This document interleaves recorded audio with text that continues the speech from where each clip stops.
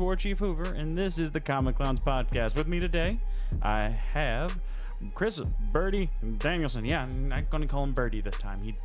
I don't know why. And I'm going to give you your first and last name. Oh, God. I mean, you don't know you don't like that too much, but I'm going to let it go this time, though. It's fine. I know it is. That's why I'm doing it. If you guys are joining us here at the 7 o'clock hour on Gab Radio live stream, this is we're the Comic Clowns. We're your one-stop shop for everything comic movie related, you name it, nerdum, anything in that whole game ballpark, really. I mean, last couple times we talked about League of Legends because of Worlds going on, and if you still are keeping up with that, you will go back and listen to mine and Chris's picks, and we were way off. We just didn't get it right. We tried. It's a repeat of this year. It's a repeat of what we usually thought was going to happen, which is going to be SKT1 versus Samsung Galaxy. And I know that means nothing to you. Samsung Galaxy is a phone to me. It is. And if they win this year, they really want them to create the, there's a guy who throws bombs, and they want him to start throwing phones. Because the galaxies were blowing up for a while there. So they want to throw they want to throw the phones and have them blow. I'm like, they better make this skin. This has got to happen. It made me laugh. It was great. Before this, heck, I mean, we talk about anything. This upcoming week on our podcast, we talk anime, which we talk Dragon Ball Super, we talk about Black Clover, and we talk about My Hero Academia. And if you've never gotten any of those, get on them, enjoy them. Tell us what you think about Black Clover, because we have an interesting thought process on that one. Next thing you can find us on Facebook at Comic Clowns Podcast, but you can find all of our links right here on the Gab Radio page. Next thing you can find everything. We got Facebook, we got YouTube, we got all that fun junk. But today I figured we would talk to you, because me and you've been reading some off-kilter comics. We read regular comics. I read like Thanos, Red Hood and the Outlaws, almost all the Inhumans, because I just want to feel better about them because they made that TV show and it looks awful. Knowing nothing about the Inhumans, I still know it's a terrible show. It looks awful, but I have a friend who says that he likes it better than he likes Gifted, which is weird because I've watched neither one of them, and I'm gonna have to get on one of them at least. To be fair, you also had friends that said they liked Black Clover. I didn't know if I had friends that said they liked Black Clover. Well, yeah, on Facebook I did. Never mind. It was a girl. So no, I'm kidding. And they're pretty much just swooning over That's pretty much about what they were doing. They're swooning over the shipping. All the shipping possibilities, right? But we were talking about comic books, and a conversation rised up on this one because I was curious about what people thought. Especially with like Thor Ragnarok coming out, and you got Justice League, the movie, coming around the corner. And people are like all like swooning over this stuff, and to me, it's most of the time really bad writing. And right now, I'm giving DC a pass because of Metal. Now, on the cast, we have not talked about Metal yet. We're going to save literally all that conversation for when the Dark Knights are done being introduced. When that does, because I want to spend an entire cast hitting on every single one and how they all felt. Because this Merciless one, like, I even told you about it. Like, I told you, like, I need you to read this because it went from, like, what we thought was going to happen to a complete 180. You're like, okay, this guy's an ass. Okay, never mind. He's really an ass. Oh, okay, never mind. I really like this guy. Like, he really just shifted, like, and was good writing for it, right? Yeah. I mean, even The Flash, the one that came before that, was good handheld writing. Like, who's your favorite Joker favorite Joker? Who's your favorite, like, Dark Knight so far? I mean, aside from the Batman Who Laughs, which we haven't really gotten the backstory of, he just seems like the most interesting one. Of the ones we've been told of, probably the Flash one. Oh, the Red Racer? Yeah, the Red Death. The Red Death? Oh, I have to go with either Merciless, because I'm very, controversial to the beard. Bite me. Or I have to go, I would have to say the Green Lantern, the Green Dawn. That was... The Dawnbreaker? Dawnbreaker, that was it. Oh, my Lord. He's a close second for me. He is great. But the idea of Bryce Wayne in the female Aquaman version. Yeah. That was good. That was really good. I just didn't feel anything. That one felt very rushed. It felt rushed. It felt like here's your Felt very monologue-y as well. completely and utterly. I mean, but there was not a lot there. There was not a lot to that one. But it has great writing. It's dark. It's gritty. It has. And here's the thing: people think you need to do dark, gritty realism. This is dark, gritty fantasy. Yeah. And that's what we're missing, I think, in most comic books these days. Yeah, I would agree. A lot of comic books that... A lot of the main reason I never got into comics up until you started getting me into them is that, for the most part, it seemed like there was some calamity and then superheroes rush in and save the day. It's done.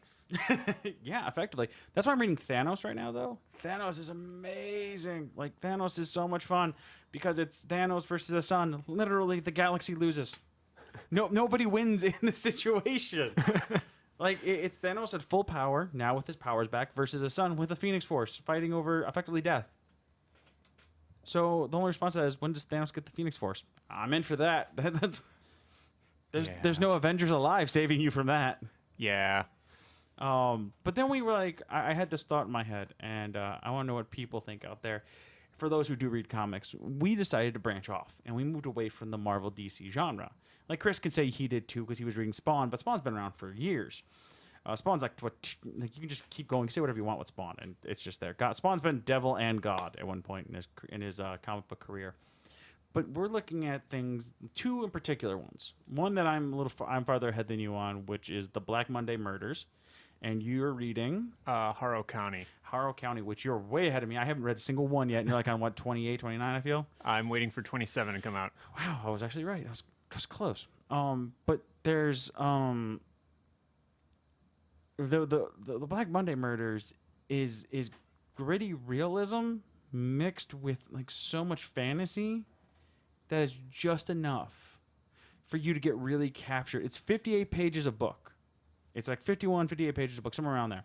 So like you're intrigued, and it's written in a different style. It's not like you're given here's a text box. Like you're going through. It's effectively if Goldman Sachs or Northern Trust or Morgan Stanley was ran by demons, which I've worked in the financial field for both those companies, Morgan Trust and Northern Trust and Morgan Stanley, and I work for another one right now, and effectively I believe they could be ran by demons. But like it got interesting because you had a chance to look at everything like from a different perspective. Like I wasn't reading just text box after text box after thought process after superhero rushing in. I was reading freaking one of the pages I'm on right now that I just went through was pretty much a transcript written. Like the whole conversation was in the form of a transcript. So you had to play in your head what you thought the reactions were or how they actually sounded. You knew one dude was Russian. That's all you got. And that was all. And like it was to me it's I guess the question. Well, I'll get to that question after I ask you about Harrow County, because I don't know anything about that one. But it's good. It's a detective mystery mixed with satanic following, and it's awesome because I'm trying to get into it. It's like number 7 or 8 are out right now, and people are believing that we can take those and like start deciphering the demon codex. And there are some situations you can. And I want to be able to start doing that. That'd be really cool. Just like have all the books out there, just like looking for the code, like we're watching like 23. Like with Jim Carrey, just start losing our minds, just trying to figure out like one demon code. But tell me about Harrow County really quick, because this is definitely not going to be up there with like Marvel Zombies. So go ahead, what is it? Harrow County is based kind of, it seems like the 1920s ish, based on what it's shown of like city life and farm life and the way they're dressed. But it centers around this one girl who finds out that she is the like reincarnation of a witch that was murdered there 18 years ago. Okay. Basically, she was born out of the tree that witch was hung from. And she was raised by her dad, who was apparently also created by said witch. It gets very complicated. I can see that, but I mean, like you're saying, it's almost sounded like Guts' storyline from Berserk. A little bit. Born from a tree, but technically he was born out of a whore that was hung in a tree. But you know, yeah. Keep going. But like, aside, it gets. What's really interesting about it is there's so much like conflict between people who there's no like allies in it. Everyone has suspicions of one another. Like the two people who are introduced as being like best friends at one point have turned on each other probably about 3 times at this point. And it's like there's one girl who's learning. People get tricked by these entities that have been around since essentially the beginning of time, and they view humans as these lower life forms, and they're trying to wipe out this town so that this girl will join their ranks. This is like I can't judge a book by its cover because literally, if you show me the covers, I've seen the covers of these things. I thought this was like a classic zombie thing. That's what it looks like on some of these. Yeah, no. No, yeah, obviously not. I am way off. I don't think I've seen a zombie. There are these things called haints, which are like basically artificial beings created by this one witch. Like just at one point, there's like a little boy who has a nightmare repeatedly where he's running through the woods and he gets caught in a thorn bush and it rips all of his skin off as he's going through it, and that becomes like a reality. There's a haint that is half of it is just this boy's skin and the other half is his insides, and they're able to separate and do recon that way. Wow, that got dark really quick. Like these kind of stories though that we're talking about, like they remind me of like things like Scoriers. Remember when we did Scoriers for a bit there? Like it was rodents killing things. Oh my god, it was amazing. Like we're still reading it. Like we're waiting on more and more of Scoriers to come out, but it's like it was dark, gritty realism. Like it was but fantasy. Yeah. Like it was drawn in a relation that it could be real. But like there's no superheroes. There's no nothing. I think what makes it really good writing is there's no like I said, when I was growing up, what I knew about comics was like when I looked at Superman, I saw the guy who like could beat anything, always had the answer, and always came up with a power that would fix the problem. There's no like solution. There's no obvious solution in either of these. There's no Deus Ex Machina. Like, Yeah. there's nothing that's going to come out of nowhere like that you can foresee and fix this, you know? Like there's nothing that's going to fix these issues. And right when things look like they're getting fixed, they take a turn and they get much worse. But here's my question with all this, and this is where I wanted to talk to more people, and I'll do it again on the cast when we start talking more comics. We cover Marvel, we cover all of DC and things like that. Do you think the people are allowed to get away with this kind of writing because they're not big? Because they're not huge. They're not pandering to a worldwide audience. They're pandering to whoever wants to buy their stuff. They don't have to follow some guidelines of some big corporation like DC, like Marvel. They don't have to make the next Guardians of the Galaxy or the next X-Men. They get to make whatever they want and see if it sticks. And if it's great, keep going. If it's not, they don't. I mean, how many like we go through like Image, and how many stuff starts with black? Like Black Yeah. Arrow, Black Crossroads, Black Monday Murders. Black Hammer. Black Hammer, like seriously, like literally, they did black and they threw a dart at a dartboard, and that's the comic they're making right there. Next one's gonna be the Black Shoestring. All right, that's pretty much what we're gunning at, but like they can do it, and I think that they can get away with it. I mean, do you think that Marvel would ever take a risk like this? Well, I'm not sure. Like, the Marvel and DC have done dark things. Like, one of the things that I'd be interested in reading that I've been looking up recently is The Rise of the Black Lantern Corps. That's not dark. It's not? Literally, it's not dark. How do I explain that? Okay, so there was the Black Lantern Corps, and pretty much Black Lantern Corps can be anybody who's died, and Batman was on it at one point. Superman was being abducted by him at one point. They were all defeated by the White Lanterns, and it's not. It's another literally a Deus like Ex Machina like moment. Like you Kyle Rayner came out of nowhere. I've experienced life. I've experienced death. I've experienced hope, fear. Like I've experienced the entire spectrum of Green Lantern of Lantern powers, and inside me now beats the white one. Where they gave the Flash it, they gave Bruce Wayne the White Lantern ring, like a whole bunch of people got it, and then the White Lantern defeated the Black Lanterns, and it's like, come on guys, you're killing me. Well, yeah. There's also like one of the things I was watching a video just last night, and it was talking about revivals of superheroes and how it became just kind of this thing where it started with the death of Superman, and fans didn't like it, so they brought him back. So I agree. I think like because they don't have like that huge fan base where people they'll lose thousands to millions of dollars if they don't appease their fan base. they have to stick with this guideline of things can seem dark, but don't you worry. At some point, it'll turn around and light will come in. I.e., Secret Empire. It was supposed to go 9 issues. 9. They threw the 10th in there because of the backlash. And and you're like, you know what? This is awesome. Like, this is great. The Hydras are gonna win. I mean, there's no real big payoff here, but maybe we'll get a really good villain because all the villains either turned good or disappeared, so they're all gone. Red Skull's dead. Like, we ran out of villains. We're out of villains to hate in Marvel. Like, I'm cheering for Thanos right now as he's beating his kid in outer space. Which I gotta go pick up that last book, which I'll talk about the full run of that series. Because it's really good. And I know I've started like talking about it like a year ago almost. And that's how this run's been going. But like we're expecting this stuff and like and next thing you know, it's like bright and shiny hammer of Thor, and there's Captain America. And Captain America saves the day. And it's like, I'm not 12 anymore, Marvel. I'm not. Like, you gave me a reanimated Bruce Banner attempting to kill his friends. You gave me that. You didn't have to give me a shining light at the end, you know? Yeah. But you did. And I feel like you did that as a cop-out. And if you want to go back and listen to our cast on that whole thing, it's amazing. Mark the Dwarf Kokiachik goes off. For he looks mad. He was more mad about the hammer than he was about anything else in Secret Empire. Like, why'd you have to make it about Thor's hammer? I'm like, well, why not make it about Thor's hammer? Thor's hammer is the measuring stick. I mean, and but you're right. It kind of, it's killer for me. You know that? It's like it kills my thing to want to read certain comics and go on certain comic runs. And Yeah.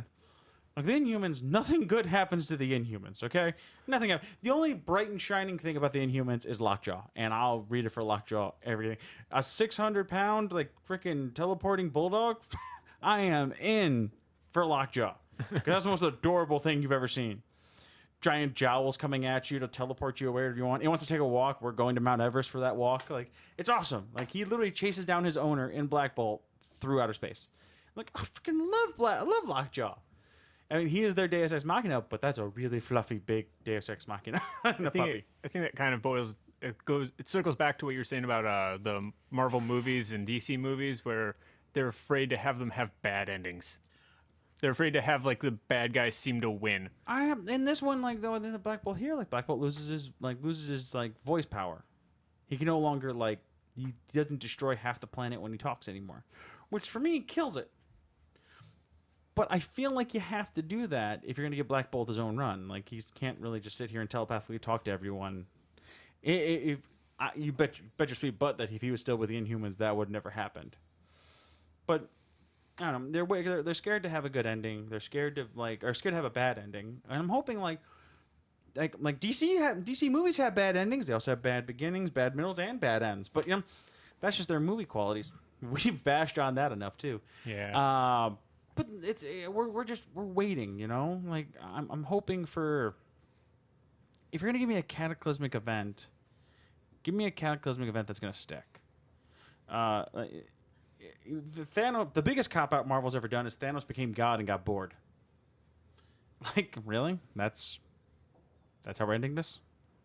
That happened way back when, and it really angered me. It was very bad. I'm like, oh, that's how we're gonna stop this one. That's why I like Red Hood and the Outlaws. Like, there's no happy ending for those guys. Really, there's not. As my heater goes off. Flip the switch. All right. But yeah, no, we're still looking for. I'm looking for that sad ending. I just want that, and not even like the worst ending in the world. Just let the bad guys win. Let the bad guys win. I don't need the bad guys to win. I'm fine with the good guys winning. I think what really is annoying is the idea that the good guys win, everything goes back to the way it was. There's a lot of times it doesn't seem like there's any lasting effects. Well, it's Secret Empire they did this time. Philip Coulson's dead. Black Widow's supposed to be dead, but she's not. Give it time. Nope. She's running around all alive again. No. I meant give it time. They'll come back and everything will go back to the way it was.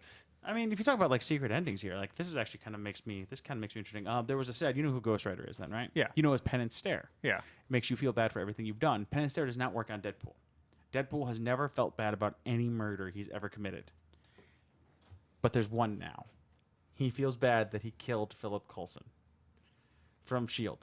If you ever watched Avengers, I know you're not really a big Yeah, movie I guy, know. but he killed him in this because Captain America told him to.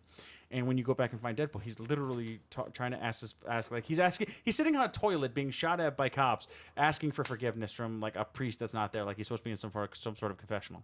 I'm like, oh, he feels bad. Someone get me Ghost Rider. I want to see this work now. I want to see how this plays out. Like, I don't know how it's gonna work, like, but now he finally feels bad. I'm in for one. And then there's then there's to me there's no lasting effect because now, but the Secret Empire Hydra Cap is now back out and they're running around. Awesome, cool. I'm hoping you're not like I hope he doesn't go too cheesy, too campy on me, Yeah. And then but that's about it. Like DC's metal is like the only thing they got going for me right now. That makes me super excited though. And when we get to all those Dark Knights, we'll talk about their dark, their depressing worlds. And if you're a fan of multiverse theory, there it is. But like on the topic of like people coming back, there's actually one scene in Harrow County that I was thinking of that is actually very relevant to this What you got? because her dad dies at one point, and she just like she knows that she has the power to just create him again, and she does for an instant, and then says, "No, this isn't. I'm not going to do things the easy way. I'm gonna do this the right way." See, she didn't create him and back, and that makes me happy. Little girl learning life lessons. We all should learn that. Don't try to resurrect the dead. Ed and Al from Full Metal Alchemist learned this the most difficult way possible. They lost their arms and legs. Because not everything's like Dragon Ball Z. You don't just get to come back. With Dragon Balls. But if she says she'll find them for you, she's the one. Remember that, guys. Remember that. But right now the really cool storyline that I'm reading that I want to talk to people about is and I get another book out of is going to be Batman White Knight, which is Joker, who's now super intelligent, and it follows right after Michael Keaton. So it is Michael Keaton, Jack Napier from the 1989 movie with or 1999 movie, somewhere around there. I'm really bad with my years. Michael Keaton Batman. Yeah. Which the Jack Nicholson Joker. Okay. But it also follows behind the animated series because in one scene he literally has the scene from the Michael Keaton one. He's got the animated series toys sitting in his cell. It's awesome, guys. Just go pick up some books. I had someone on the train bring that up to me. On the train, I was sitting there reading, and some guy he was talking about cars and stuff, and obviously he was that macho machismo guy type person, and he said a lot of things that made me want to interject in the conversation and just shut him down, but I let it go. I could have.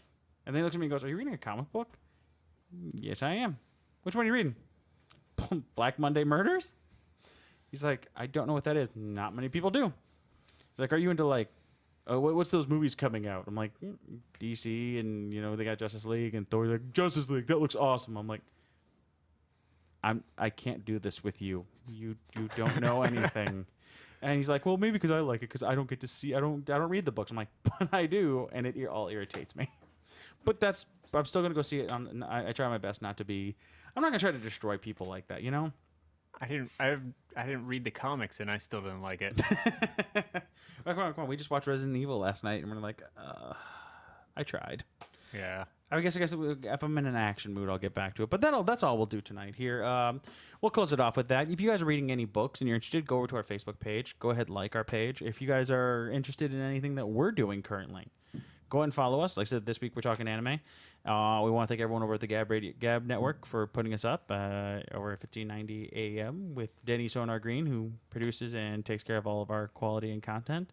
For everyone here, I want to thank Birdie for coming out one more time and Thank you talking for to us. having me. He's never done one of these 26-minute shows, but he's done a couple different ones in the past. And we want to thank Midcoast Connection for the beats and the music that we do have playing at these times. We're going to be getting more music from them, and they're excited because they didn't know I was actually going to be using this stuff right off the bat. I messaged him. He's like, "Wait, you really did?" I'm like, yeah. He's like, "Oh, we'll get you more. We'll make more beats and actually put music to it." I'm like, "That's awesome. That sounds great." And I love it. People are really respectful of what we do here. But come find us on Facebook. Come find us on YouTube. If you want, if you're only catching the end of this cast, you want to hear the rest of it, it'll be up on YouTube later tonight. All right, and for everyone else though, this is Bruce Warchief Hoover, and I just want to say thank you again, and have a great night.